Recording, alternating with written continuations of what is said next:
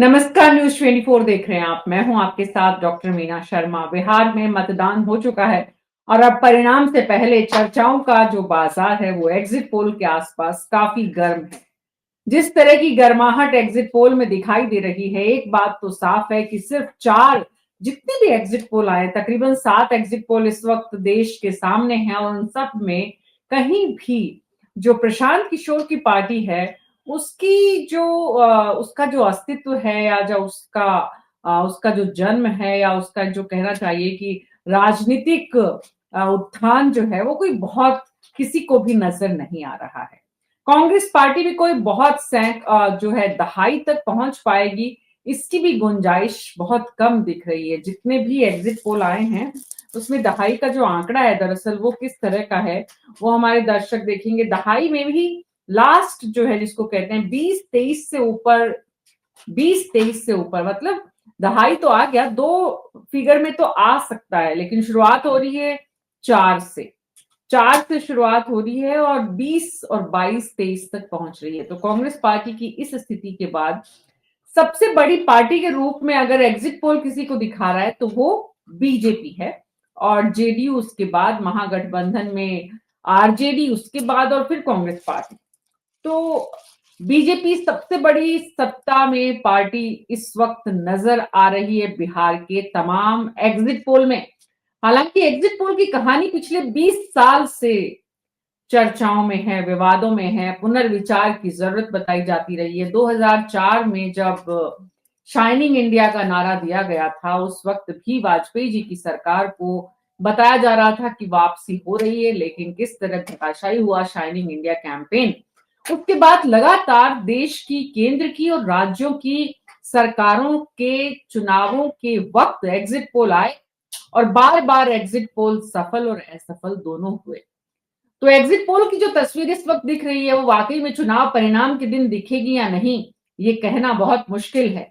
लेकिन अभी हम एग्जिट पोल पर चर्चा करते हैं। हमारे साथ Raman Kumar, political editor news 24, Saurabh Kumar, विशेष संवाददाता, ऋषिकेश कुमार, विशेष संवाददाता, अजय कुमार, वरिष्ठ पत्रकार और डॉक्टर विजय पांडे, राजनीतिक विश्लेषक जुड़े हुए हैं। आप सभी का बहुत बहुत स्वागत है। शुरुआत रमन जी आपसे ही करना चाहती हूँ। इस बार एग्जिट पोल के आंकड़े जिस तरह के नजर आ रहे हैं, कितना आपको लगता है कि उसकी तरफ बिहार बढ़ रहा है? कितना सटीक साबित हो पाएंगे या फिर एग्जिट पोल पर जो अब प्रश्न चिन्ह लग गया है पिछले कुछ एग्जिट पोल्स के बाद में, वो अब हमें कुछ भी एग्जिट पोल के बारे में कहने की स्थिति में देख नहीं पाते हैं खुद को? देखिए, बिहार में दूसरे चरण में रिकॉर्ड मतदान के बाद जो तमाम एग्जिट पोल के नतीजे सामने आए हैं, जिसमें एनडीए की बम्पर जीत का अनुमान जताया जा रहा है। एग्जिट पोल के नतीजे बताते हैं कि मुख्यमंत्री नीतीश कुमार की अगुवाई वाले जो एनडीए है वो चुनाव मैदान में उतरने के बाद 130 से 167 सीटें तक मिल सकती है। वहीं तेजस्वी यादव की अगुवाई वाली महागठबंधन को करीब 108 सीट, 70 से 108 सीट तक आ सकती है। बिहार में पहली बार सियासी किस्मत आजमाने उतरे प्रशांत किशोर के हाथ कुछ खास नहीं लगने वाला है, ये एग्जिट पोल बता रहे हैं। लेकिन एक चीज मैं डिफर करता हूं कि जिस तरीके से लगातार ये कहा जा रहा है कि बीजेपी सबसे बड़ी पार्टी बनकर उभरेगी, मुझे ऐसा नहीं लगता, क्योंकि पिछली बार 2020 के चुनाव में भी आरजेडी सबसे बड़ी पार्टी बनकर उभरी थी और बीजेपी के मुकाबले आरजेडी 144 सीटों पर चुनाव लड़ रही है। एक या दो सीटों पर भले ही उसके उम्मीदवार या तो उनको वापस लेना पड़ा, सिंबल फ्री सिंबल उनको नहीं मिला, या उनको समर्थन देना पड़ा दूसरे उम्मीदवारों को, लेकिन 144 सीटों पर लड़ने के बाद मुझे ऐसा लगता है कि सबसे बड़ी पार्टी आरजेडी बनकर उभरेगी। सबसे बड़ी पार्टी आरजेडी बनकर उभरेगी। हाँ, ये बात सही है कि कांग्रेस पार्टी के बारे में जो कयास लगाया जा रहा है कि कांग्रेस पार्टी को 12 से 15 सीटें मिल सकती है, यानी कि पिछली बार के परफॉर्मेंस के हिसाब से कांग्रेस पार्टी का जो प्रदर्शन है वो और खराब हो सकता है। इस बारे में एग्जिट पोल अनुमान लगा रहे हैं और जो रिजल्ट आने के बाद बता रहे हो वो चाणक्य स्ट्रैटेजिस्ट जो है, चाणक्य के जो आंकड़े हैं उसमें आरजेडी सबसे बड़ी पार्टी के रूप में दिख रही है। 70 से 75 बीजेपी और 75 से 80 आरजेडी। सिर्फ ये एक अकेला एग्जिट पोल है 7 जो सामने आए हैं इस वक्त, Dainik Bhaskar, Matrize, Chanakya, strategist, TIF research, poll state और पोल डायरी और न्यूज 18, ये जितने भी इस वक्त हमारे सामने आए हैं, इनमें सिर्फ एक चाणक्य स्ट्रैटेजिस्ट है जो कि 75 से 80 आरजेडी को सबसे बड़ी पार्टी के रूप में देख रहा है। हमारे साथ जी, और चाणक्य स्ट्रेटजीज ने महागठबंधन को सबसे ज्यादा 100 से 108 सीटें मिलने की उम्मीद भी जताई है। जी, तो वो स्वाभाविक है, आरजेडी की आ गई है तो उससे स्वाभाविक है। और कांग्रेस पार्टी की भी सबसे ज्यादा अगर किसी ने बताई है तो वो चाणक्य ही है। 23 लास्ट सबसे बड़ा फिगर कांग्रेस पार्टी के लिए अगर किसी का है तो वो भी यही है। और ऐसे में स्वाभाविक रूप से जो है आरजेडी को, महागठबंधन को एक तरह से बड़े स्वरूप में यहाँ पर देखा जा रहा है। लेकिन 7 में 6 के मुकाबले 1, कितनी गुंजाइश इस पर अगर हम कहें। हमारे साथ अजय कुमार जी जुड़े हुए हैं, वरिष्ठ पत्रकार हैं और बिहार पर कड़ी नजर उन्होंने रखी है।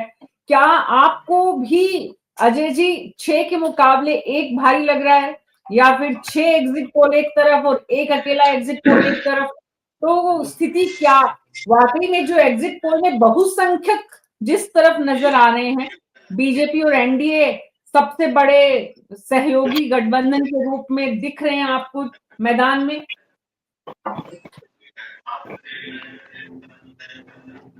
नहीं, देखिए, एग्जिट पोल जो है वो हर एक बार सही होगा, अब ये अवधारणा खत्म हो गई है। और बिहार के बारे में एग्जिट पोल का फोरकास्ट जो है वो सही होगा, ये कहना बिल्कुल उचित नहीं है, क्योंकि पिछले 2-3 जो असेंबली इलेक्शंस हुए हैं उसमें एग्जिट पोल सही साबित नहीं हुआ। तो इसलिए ये मान करके कि बिहार की सोसाइटी, बिहार की पॉलिटिक्स इतनी सिंपल नहीं है कि बहुत आसानी से चीजों को आप प्रेडिक्ट कर दीजिए। इसके लिए बहुत रिगरस काम की जरूरत है। मेरे ख्याल से लगता है जो एजेंसीज हैं शायद उस तरह का एफर्ट नहीं लगा पाई हैं, और मुश्किल भी है। बिहार की सोसाइटी इतनी सिंपल और बिहार की पॉलिटिक्स इतनी सिंपल और नहीं है, पहली बात। दूसरी चीज कि ये जो प्रेडिक्शंस आए हैं ये हो सकता है वो एक ट्रेंड को रिफ्लेक्ट करें, लेकिन मोटा मोटी 2 चीजें बहुत क्लियर है इस चुनाव में। एक है कि ये इलेक्शन बिल्कुल बहुत हद तक बाइपोलर मोड में चला गया है। इस इलेक्शन में ज्यादातर कॉन्स्टिट्यूएंसीज में 2 मेजर पॉलिटिकल फ्रंट के बीच में सीधा संघर्ष है, त्रिकोणात्मक संघर्ष नहीं के बराबर है। तो इस तरह के खास करके जब इलेक्शंस होते हैं और अगर किसी एक पॉलिटिकल पार्टी के पक्ष में अगर लोगों का रुझान 2-3% भी बढ़ गया, 2% तो काफी हो गया, 1.5%, 2% तक भी अगर झुकाव बढ़ गया तो हो सकता है कि रिजल्ट एक तरफा नजर आए। ये कई एक चुनाव में हुआ है, खास करके बाइपोलर इलेक्शंस जो होते हैं उसमें इसकी संभावना बढ़ी रहती है। एक ये बात है। दूसरी चीज ये है कि जब असेंबली इलेक्शंस हो रहे हैं तो इसमें जो अलग अलग गठबंधन है उसमें वोट का ट्रांसफर बहुत इंपॉर्टेंट इशू है कि आपके पार्टनर्स का कोर वोट आपको ट्रांसफर हो रहा है या नहीं हो रहा है। खास करके एनडीए में ये काम हो रहा है बहुत हद तक, लेकिन आप देखेंगे कि जितनी मजबूती से वोट ट्रांसफर महागठबंधन के दलों के बीच में होना चाहिए था वो शायद बहुत नहीं हो पाया। इसीलिए ये ज्यादातर प्रेडिक्शन में ये रिफ्लेक्ट भी हो रहा है कि कांग्रेस पार्टी की स्थिति बहुत अच्छी नहीं नजर आ रही है। पिछली बार से भी शायद उनकी सीटें कम हो जाए। ये क्षेत्र में भी लोगों को नजर आ रहा था कि कांग्रेस के ज्यादातर कैंडिडेट्स बहुत कंफर्टेबल पोजीशन में नहीं थे। तो कांग्रेस इस चुनाव में बहुत अच्छा परफॉर्म करेगी, इसकी संभावना बहुत कम है।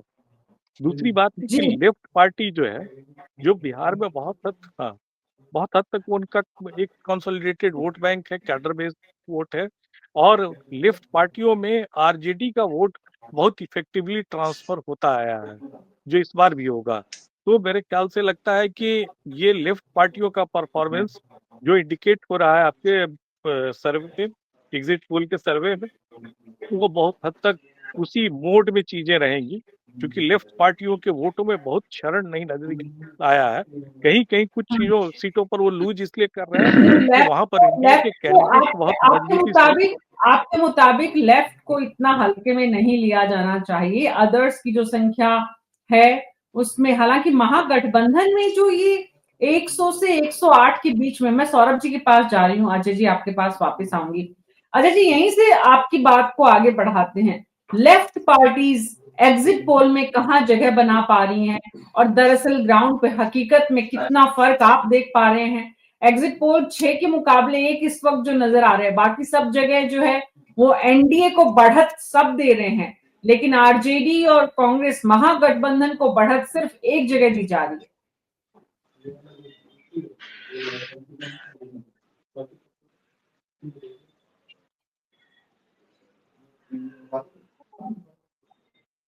मीना जी ये सवाल किससे है?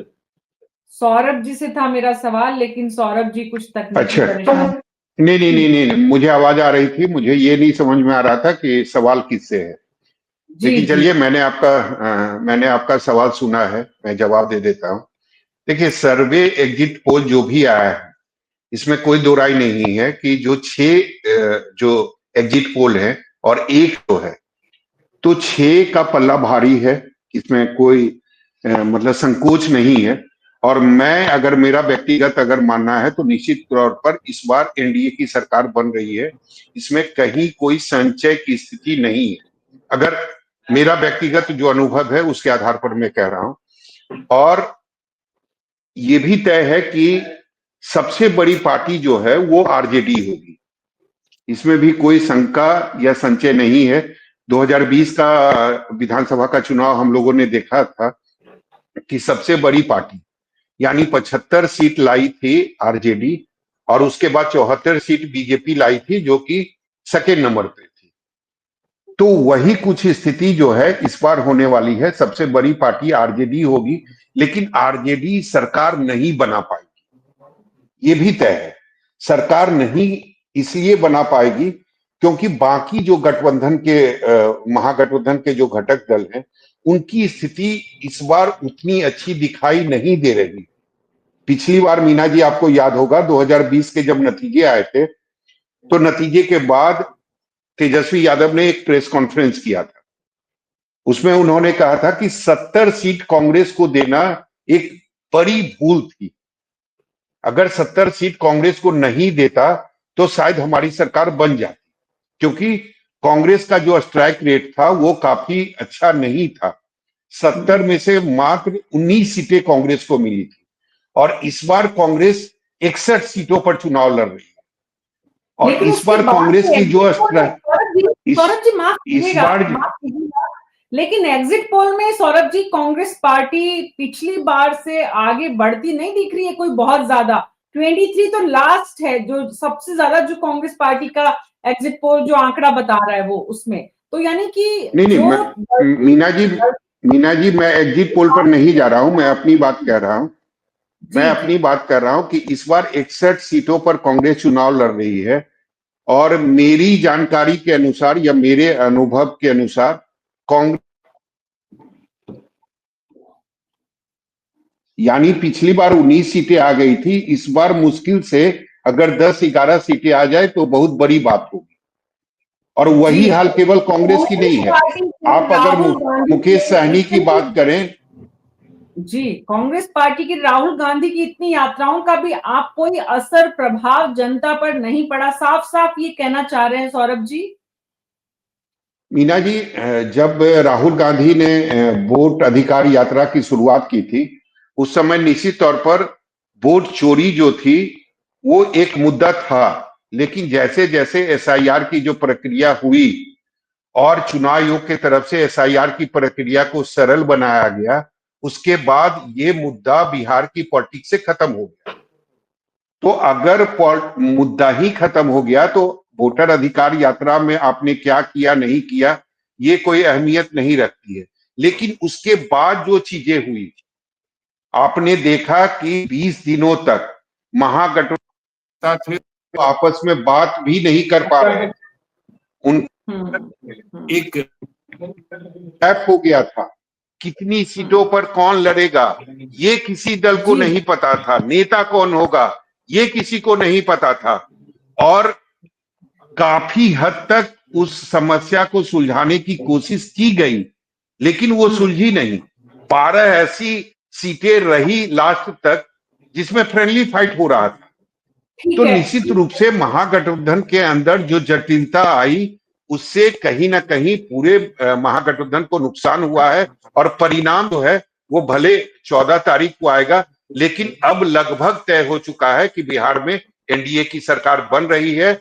और आपके मुताबिक बिहार में चूक एनडीए की सरकार बन रही है। चिराग पासवान की स्थिति कैसी दिख रही है सौरभ जी आपको?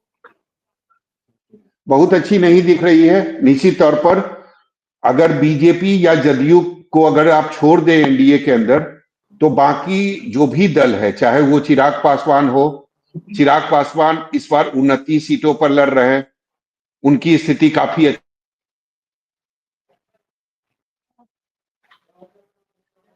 तो एक बात मुझे सौरभ जी की बात से समझ में आ रही है, वो ये कि छोटे दल जो हैं इस बार उनका सफाया हो सकता है। डॉक्टर विजय पांडे राजनीतिक विश्लेषक हमारे साथ जुड़े हैं, उनसे समझने की कोशिश करते हैं।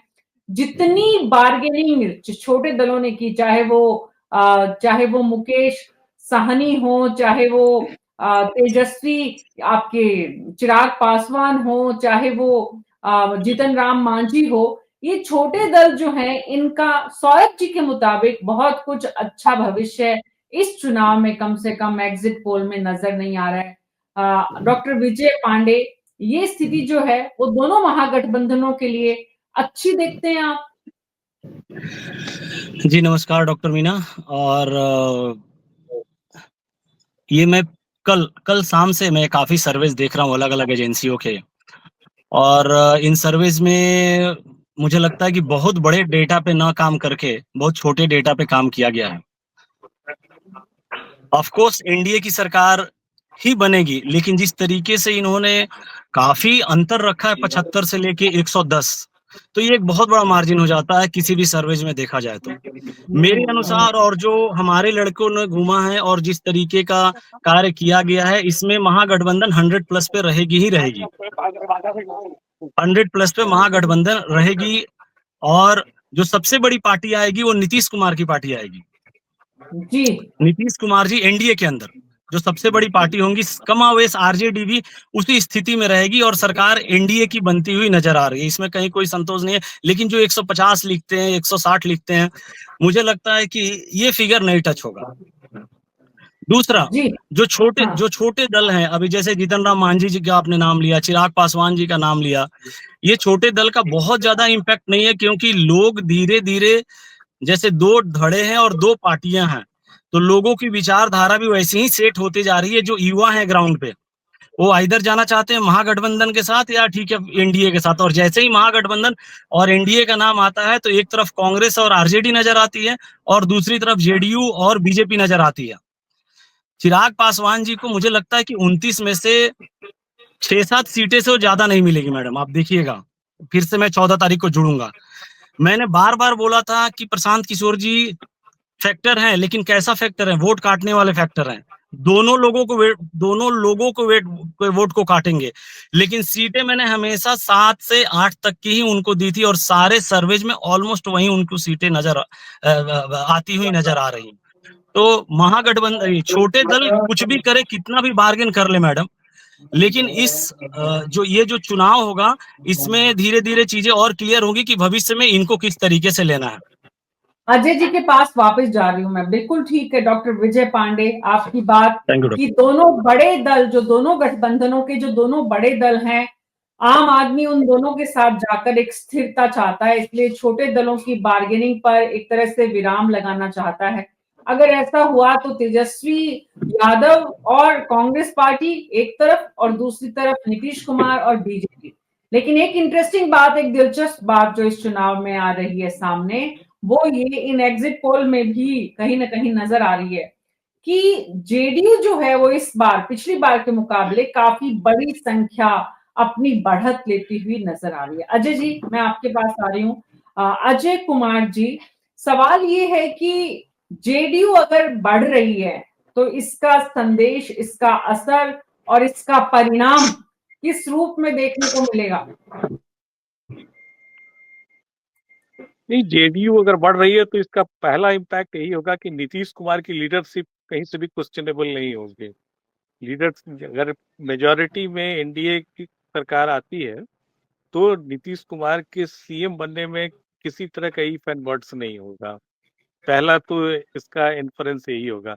दूसरी चीज कि बीजेपी जो बिहार में आज के दिन में कमांडिंग रोल में लोगों के सामने नजर आ रही थी गठबंधन में, शायद उसका रोल कुछ न कुछ नीतीश कुमार के द्वारा कर्टेल होगा, या नीतीश कुमार का जो वर्चस्व रहा है, पॉलिटिकल वर्चस्व, उसका इम्पैक्ट नजर आएगा। जो लोग कह रहे थे कि नीतीश कुमार कमजोर हो रहे हैं, नीतीश कुमार हाशिए पे जा रहे हैं, बीजेपी का कंट्रोल गठबंधन में बढ़ता जा रहा है, मेरे ख्याल से लगता है वो चीजें बहुत हद तक कर्टेल होंगी और वो डाइल्यूट होंगी। नीतीश कुमार फिर से कमांड में रहेंगे, एक ये चीज। दूसरी चीज कि बीजेपी का ओवर कॉन्फिडेंस जो बिहार में था कि शायद मुझे बिहार में अपना चीफ मिनिस्टर बना लेंगे, बिहार एक हिंदी हार्टलैंड का अकेला स्टेट है जिसका भगवाकरण नहीं हुआ है, शायद वो सपना पूरा जल्दी हो जाएगा।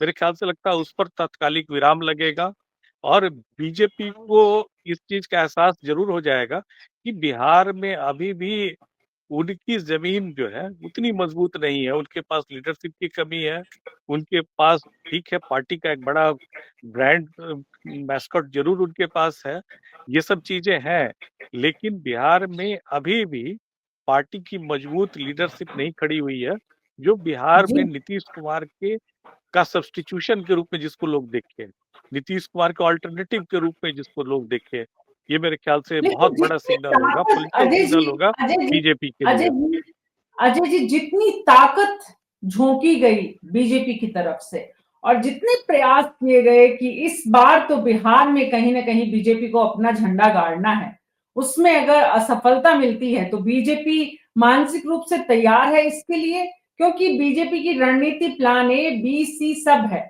तो क्या बीजेपी इस बात को, मतलब क्योंकि इसका असर केंद्र की सरकार पर भी सीधे सीधे पड़ता है, एक ये भी बातें आ रही थी कि इसमें भी कोई संदेह या कोई बहुत बड़ा आश्चर्य नहीं होगा कि अगर नीतीश कुमार और तेजस्वी यादव मिलकर सरकार बनाते हैं, अगर है, सारी बातें अभी अगर मगर पर है क्योंकि अभी तक तस्वीर साफ नहीं है, ये सिर्फ एग्जिट पोल्स हैं, चुनावी परिणाम क्या होंगे कुछ नहीं कहा जा सकता, उसके बाद किस तरह की स्थितियां बनेगी किसी को नहीं मालूम है। लेकिन अगर ऐसा होता है तो केंद्र सरकार की मुश्किलें भी बढ़ा सकते हैं नीतीश कुमार, जो कि दरअसल उनकी भीतर की बहुत बड़ी इच्छा, नरेंद्र मोदी के खिलाफ अगर सबसे बड़ी आवाज उठाने वाले कोई थे तो वो नीतीश कुमार थे। नहीं, केंद्र में बीजेपी सरकार के खिलाफ जाने की बात तो नीतीश कुमार तात्कालिक रूप से नहीं सोचेंगे, क्योंकि उनको पता है कि ये बहुत प्रैक्टिकल ऑप्शन नहीं है, और बीजेपी ने भी अब रियलाइज कर लिया है कि नीतीश को छोड़ना पॉलिटिकली कहीं से भी उचित नहीं है, वो बिहार के लिए भी और केंद्र के लिए। इसलिए नीतीश कुमार उनके पैम्पर्ड बॉय की तरह रहेंगे, और मेरे ख्याल से लगता है बीजेपी के स्ट्रेटेजिस्ट इस बात को जान रहे हैं। इसीलिए देखिए जैसे जैसे इलेक्शन नजदीक आया, नीतीश कुमार के नाम की चर्चा बड़े पैमाने पर उनके सीनियर लीडर भी करना शुरू कर दिए, जो पहले अवॉइड कर रहे थे। उनको पता था कि नीतीश कुमार का कोर वोट है बिहार में, अगर उसको हम नाराज करेंगे तो बीजेपी के कैंडिडेट्स के जो चुनाव है उस पर उसका सीधा प्रभाव पड़ेगा। अगर नीतीश कुमार का वोट जो है, कोर वोट अगर ट्रांसफर बीजेपी के कैंडिडेट को नहीं होगा तो बहुत सारे बीजेपी के कैंडिडेट मुश्किल हालात में पहुंच सकते हैं। दूसरी चीज की जो अरिथमेटिक इस बार सेंटर में है और बिहार में मेरे ख्याल से जो संभावित अरिथमेटिक बनेगा, दोनों ही परिस्थितियों में नीतीश कुमार बिल्कुल बहुत कमांडेबल पोजीशन में रहेंगे। इनको ना भारत सरकार के लेवल पर बीजेपी कभी इग्नोर करने की सोच सकती है और न बिहार में, क्योंकि उनको पता है कि इनको इग्नोर करने का इम्प्लीकेशन क्या हो सकता है। इसलिए ये जी जोखिम बीजेपी मेरे ख्याल से लगता है नहीं उठाएगी। बीजेपी को मेरे ख्याल से लगता है कि अब उनको फिर अगले इलेक्शन की तैयारी अभी से शुरू करके पार्टी को और मजबूत करना होगा, अपनी नई लीडरशिप खड़ी करनी होगी। बीजेपी का सबसे बड़ा जी प्रॉब्लम बिहार में है कि बीजेपी उनके पूरे पास देश बहुत में वीक नई लीडरशिप है लीडरशिप स्टेट तैयार की। कर रही है, बीजेपी पूरे देश में नई लीडरशिप तैयार कर रही है, लेकिन बिहार की सियासत में तकरीबन अब मुख्यमंत्री प्रधानमंत्री बने हुए नरेंद्र मोदी को तीसरा टेन्योर है उनका, लेकिन बिहार का किला फतेह नहीं कर पा रहे हैं। नहीं, अभी तक के एग्जिट पोल भी यही बता रहे हैं कि बीजेपी अपने सपने से काफी दूर है। रमन जी, इसका असर बीजेपी मुख्यालय में दिल्ली में किस रूप में दिख रहा है, सुन रहा है?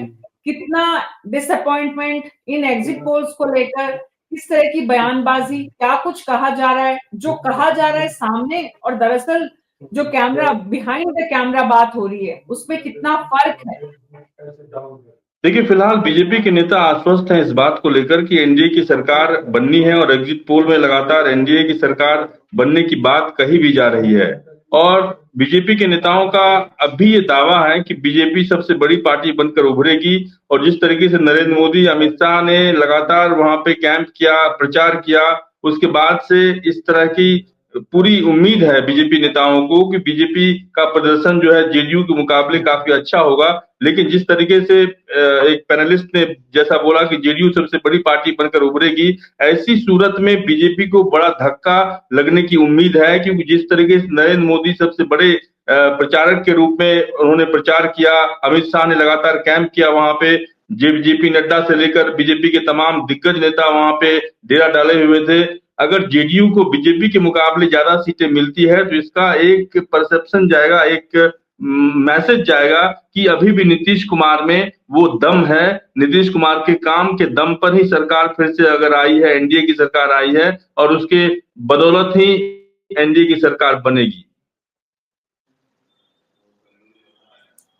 सौरभ जी, मैं आपके पास आ रही हूँ। सौरभ जी, एग्जिट पोल में इतना बड़ा, जो आपने, रमन जी ने भी कहा और अजय कुमार जी ने भी कहा इस बात को, और जो हम भी देखते हैं, इतना बड़ा मतलब आपने रास्ता रख दिया है 65 से 100 के बीच में, 65 से 95 के बीच में, इस तरह की जो तस्वीर है 70 to 90, तो ये इस बात की गवाही है एक तरह से कि एग्जिट पोल पर विश्वास लोगों का कम हो रहा है, क्योंकि सैंपल का साइज बहुत छोटा हो गया। जी बिल्कुल, एग्जिट पोल कई बार गलत भी साबित हुआ है और पूरी तरीके से गलत साबित हुआ है। और ये हम लोगों ने 2015 में भी देखा था और 2020 में भी कई एग्जिट पोल जो हैं वो गलत साबित हुए थे। तो इसमें कोई दो राय नहीं कि इस बार भी कई संस्थान के जो एग्जिट पोल है वो गलत साबित हो जाए। लेकिन अगर मुझे लगता है, या जो हमने एक दो महीना जो ग्राउंड पर मैंने देखा है, उसके आधार पर मैं ये जरूर कह सकता हूं कि बिहार में एनडीए की सरकार बनेगी, उसके बहुमत मिलेंगे। इसमें कहीं कोई मुझे दो राय, संचय या डाउट नहीं दिख रहा। सबसे बड़ी बात है कि निश्चित तौर पर कई ऐसे चीजें महागठबंधन के अंदर हुई पिछले एक महीने में जो महागठबंधन के पक्ष में नहीं गई, और उसका नुकसान इस बार नतीजे के तौर पर महागठबंधन को दिखेगा, ये भी तय है। अगर सीटों की बात करें तो निश्चित तौर पर, जैसा कि मैंने पहले ही कहा, सबसे बड़ी पार्टी जो है वो मेरे ख्याल से आरजेडी होगी, जिसे करीब 70 से 75 सीटें मिलेगी। दूसरी जो सबसे बड़ी पार्टी होगी वो नीतीश कुमार की जदयू पार्टी, जिसे करीब 60 से 65 सीटें मिलेगी। और तीसरे नंबर पर बीजेपी होगी, जिसे करीब 50 से 55 सीटें ही मिलेगी। लेकिन इसके अलावा अगर चिराग पासवान की बात करें, या फिर जीतन राम मांझी की बात करें, या फिर उपेंद्र कुशवाहा की बात करें, या कांग्रेस की बात करें, तो निश्चित तौर पर इन लोगों के जो नतीजे हैं, या इन लोगों का जो परफॉर्मेंस हो है, ये काफी मतलब निराश करने वाली है। क्योंकि चिराग पासवान 29 सीटों पर चुनाव लड़ रहे हैं और मुझे नहीं लगता है कि 7-8 सीटें से ज्यादा चिराग पासवान को आएगा। इसी तरीके से अगर जीतन राम मांझी को देखें तो जीतन राम मांझी 6 सीटों पर चुनाव लड़ रहे हैं, लेकिन 2 या 3 सीट ही वो निकाल पाएंगे। अगर उपेंद्र कुशवाहा की बात करें तो 1 या 2 सीट, 6 में से 1 या 2 सीट। चुनाव को अगर हम याद करें तो जेडीयू की सीट कम होने का सबसे बड़ा फैक्टर चिराग पासवान थे। इस बार जेडीयू की सीट सबसे बढ़कर अगर आती है तो उसका फैक्टर भी चिराग पासवान को ही मानते हैं आप इनडायरेक्टली? चिराग पासवान को फैक्टर नहीं माना जा सकता है, लेकिन अगर जदयू की सीटें बढ़ती है तो उसका जो कारण होगा वो नीतीश बार भी नीतीश कुमार चेहरा थे, इस बार भी थे। तो बदल क्या गया? बदल ये गया कि चिराग पासवान जो है वो एनडीए खेमे में आ गए। बहुत सारे जो जदयू के समर्थक थे उन्होंने चिराग पासवान को वोट नहीं किया, क्योंकि 2020 उन्हें याद है और वो बदला लेना चाह रहे थे। इसके अलावा चिराग पासवान की सीटें घटने का एक कारण यह भी था, यह भी रहेगा, मुझे लगता है ऐसा, कि 29 सीटें चिराग पासवान को जो दी गई है उसमें करीब 18-19 सीटें ऐसी है जो लगातार एनडीए हारते आ रही। ये भी एक बड़ा कारण चिराग पासवान का नुकसान का हम कह सकते हैं। और बार बार मुझे तो लगता है कि कई लोग यह भी ग्राउंड पर मुझे कह रहे थे, एक बात तो साफ है सौरभ जी कि चिराग पासवान के पिछले चुनाव में जो भूमिका रही, इस बार जेडीयू के वोटर ने उसको याद रखा। ये बात तो आप भी मान रहे हैं।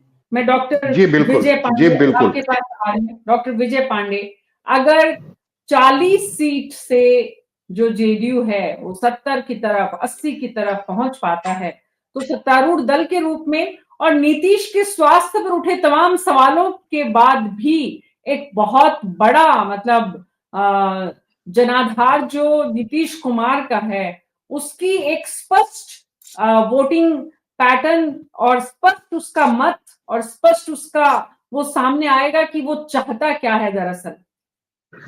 जी डॉक्टर मीना बिल्कुल सही कह रही हैं। और मैं अभी सुन रहा था दूसरे पैनलिस्ट को, काफी सटीक सबका विश्लेषण है इनको लेकर के। लेकिन जेडीयू की जहां तक बात है, सबसे बड़ी पार्टी और कमावेश 1-2 सीट आगे पीछे होंगे, जेडीयू बिल्कुल 70 प्लस सीटों पे आएगी। यदि 65 भी सीटें जेडीयू की आती हैं, तो जैसा आपने पूछा था थोड़ी देर पहले, दिल्ली से लेकर के और बिहार तक, आप इमेजिन कीजिए किस तरह का कंट्रोल होगा। क्योंकि केंद्र में भी 12 सांसद हैं और राज्य में भी यदि 70 सीटें आती हैं, क्योंकि इनको जिस तरीके से बैकफुट पे रखा गया, और एक बार एनडीए के साथ इनकी सीटें घटी, एक बार आरजेडी के साथ इनकी सीटें घटी, तो इस बार जेडीयू जो चुनाव में उतरा था, इस पूरे प्लानिंग के साथ उतरा था कि भाई किसी भी स्थिति में जो अपने घटक दल हैं या दूसरे दल हैं, इसमें कैसे अपने सीटों को ऊपर ले जाया जाए, क्योंकि ये काफी लंबे समय तक इस चीज को देख चुके हैं और ये लोग फील कर चुके हैं। अब मैं 2 एग्जांपल दूंगा। मैं अभी ट्रैवलिंग पे हूं और संजोग से हमारे बाजू सीट पे कोई गेस्ट बैठे हुए हैं। ये डुमरांव से और बरहमपुर 2 जगह से आ रहे हैं घूम करके, और अभी बैंगलोर में हम लोग।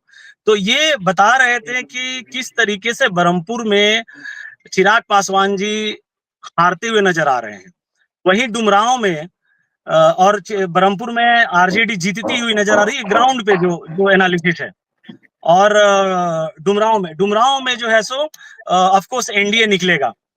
तो इस तरीके का मिला जुला एक ये है। बट नीतीश कुमार 100% बड़ी पार्टी होंगे और किसी भी स्थिति में। एक और बात आपने पूछा कि क्या केंद्र सरकार में और राज्य सरकार में क्या हो सकता है, तो ये राजनीति है मैडम। यहाँ पे कब क्या होगा, और पूर्व में बहुत सारी चीजें हो चुकी हैं बिहार में, तो कब क्या होगा इसके ऊपर एवरीथिंग कुछ इज नहीं फेयर कहा इन जा लव सकता। And war. Everything is fair in love and war. आखिरी यस कील मैम। नरेंद्र मोदी के खिलाफ आखिरी कील ठोकना चाहेंगे नीतीश कुमार, जो उनके मन का पुराना सपना है। अजय कुमार जी बिल्कुल। अच्छा जी बोले। डॉक्टर विजय पांडे, लास्ट आप एक अपनी लाइन, बात मैडम। हाँ शर्मा जी के पास जा रही हूँ। देखिए, ये जो महागठबंधन की शुरुआत हुई थी, आप देखेंगे 2014 में 13 में कहीं ना कहीं नीतीश कुमार जी जीतन राम मांझी के कंट्रोल में देते हैं और निकल पड़ते हैं प्रधानमंत्री जी के खिलाफ। दूसरी बार भी बार बार उन्होंने 2-3 बार इसका प्रयास किया है कि भाई किस तरीके से, और ये महागठबंधन आज जो इतना बड़ा देख रहा है, इसका रचयिता नीतीश कुमार है। तो कुछ भी और किसी भी स्थिति में ऐसा नहीं कहा जा सकता है कि भाई 100% ये तो होने वाला नहीं है, कुछ भी हो सकता है। केवल 14 तारीख और सीटों का इंतजार है। जी अजय कुमार जी,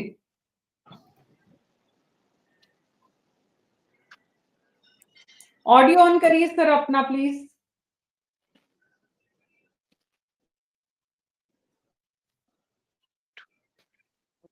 हाँ जी प्लीज हेलो प्लीज प्लीज। हाँ जी हेलो। बोलें हाँ बोलें। हाँ नहीं, मुझे नहीं लगता है कि ये जोखिम नीतीश कुमार की जो अब उम्र है और जिस राजनीतिक पोजीशन पे है आज के दिन में, वो मेरे ख्याल से लगता है अब वो जोखिम लेने की स्थिति में नहीं है। नीतीश कुमार अब वो ये चीज समझ गए हैं कि बीजेपी का साथ शायद उनके लिए ज्यादा रिवार्डिंग होगा। जो उन्होंने इस इलेक्शन में भी अपने कैंपेन में कई बार इसको दोहराया है। तो इलेक्शन तो में के बाद तो चीजों जो है वो नंबर गेम के आधार पर तय होती है, लेकिन जो परिस्थितियां बन रही हैं पॉलिटिकल सिचुएशन, उसमें मुझे लगता है कि नीतीश कुमार शायद इस जोखिम के लिए मानसिक रूप से तैयार अब नहीं है। जो अब जी उनकी शारीरिक स्थिति है, मानसिक स्थिति है, और जो अभी इलेक्टोरल जो पॉलिटिक्स में जो नई केमिस्ट्री तैयार हो रही है, उसके हिसाब से उनको लगता है बीजेपी के साथ जाना उनके लिए ज्यादा रिवार्डिंग होगा। जी, बहुत बहुत शुक्रिया आप सबका इस चर्चा में शामिल होने के लिए। कुल मिलाकर इस वक्त बीजेपी और जेडीयू की सरकार जो है वो एग्जिट पोल में बनती हुई नजर आ रही है। हालांकि एक एग्जिट पोल 6 के मुकाबले एक ये कह रहा है कि वहां पे महागठबंधन की सरकार बन रही है। सरकार बनने में अभी समय है 3 दिन का, बल्कि यूं कहना चाहिए अब तो 48 घंटे बचे हैं। 12 तारीख है आज और 14 को जब परिणाम आएंगे उस दिन हम इस वक्त जब चर्चा कर रहे होंगे तब तक तस्वीर पूरी तरह साफ हो गई होगी। सिर्फ मतदाताओं के रुझान की, मतदाताओं के परिणाम की, लेकिन नेताओं के मन में क्या कुछ चल रहा है वो उसके बाद शुरू होगा। और उसके बाद पता चलेगा कि दरअसल मुख्यमंत्री की कुर्सी पर कौन बैठने वाला है, सरकार किसकी बनने वाली है, कितनी स्थिर सरकार बिहार की जनता ने चुनी है। लेकिन अभी अगले 48 घंटे लगातार एग्जिट पोल, 48 नहीं अगले 24 घंटे और उसके बाद भी अगले उसके बाद 12 घंटे एग्जिट पोल पर चर्चा अलग अलग तरह से होती रहेंगी। विश्लेषक अपनी अपनी बात और अपनी अपनी राय रखते रहेंगे, तो आप भी जरूर सुनिए और फिर पता करिए कौन से विश्लेषक की बात सटीक, सही और साफ जो है वो ग्राउंड पर किए हुए काम के रूप में नजर आती है और कौन से विश्लेषक विफल होते हैं। लेकिन राजनीति के बारे में कहा जाता है कि कुछ भी कहना बड़ा मुश्किल है, अनप्रिडिक्टेबल होती है राजनीति, मतदाता उसे बनाते हैं अनप्रिडिक्टेबल। तो इस बार क्या कुछ हो रहा है लगातार हम न्यूज 24 पर आपको दिखा रहे हैं अपडेट्स के साथ। आप भी कमेंट बॉक्स में जाकर हमारे यूट्यूब और फेसबुक चैनल पर अपने सुझाव, अपनी प्रतिक्रिया भेज सकते हैं हमें और हमारे पैनलिस्ट से लाइव में कुछ सवाल भी पूछ सकते हैं। अभी मेरे साथ इतना ही, नमस्कार।